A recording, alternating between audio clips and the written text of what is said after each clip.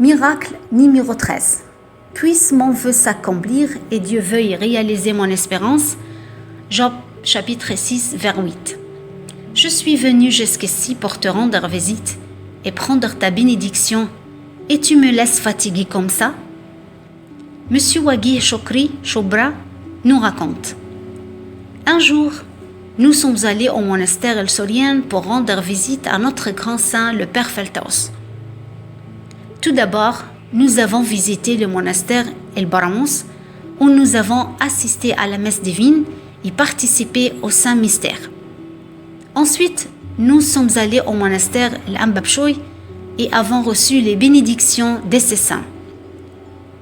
Là, je me sentais un peu fatiguée, mais je m'en fichais. J'ai pensé que c'était normal selon mon âge, car j'avais plus de 70 ans. Ensuite, nous nous sommes dirigés vers le monastère el-Sorien et dès que j'ai franchi la porte du monastère, je suis allée à la librairie pour acheter une série de livres sur la vie et les miracles de notre père Igoumen Feltaus.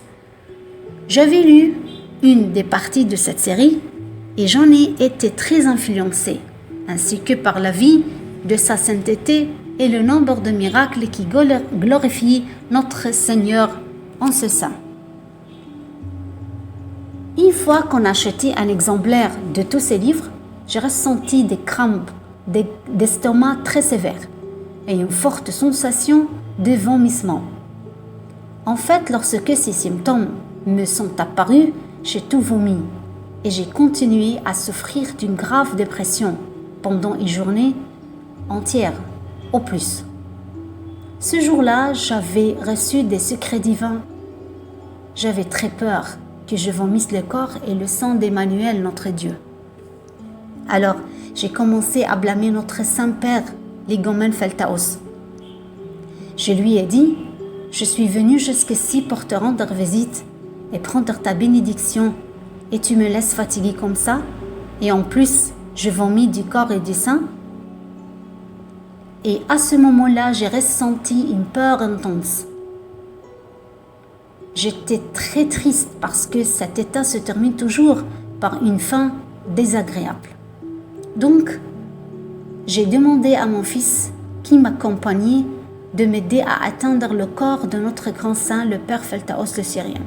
En chemin, mon visage a commencé à pâlir. J'avais du mal à respirer et je me sentais très étourdie. Finalement, j'ai atteint le sanctuaire après avoir été très fatiguée.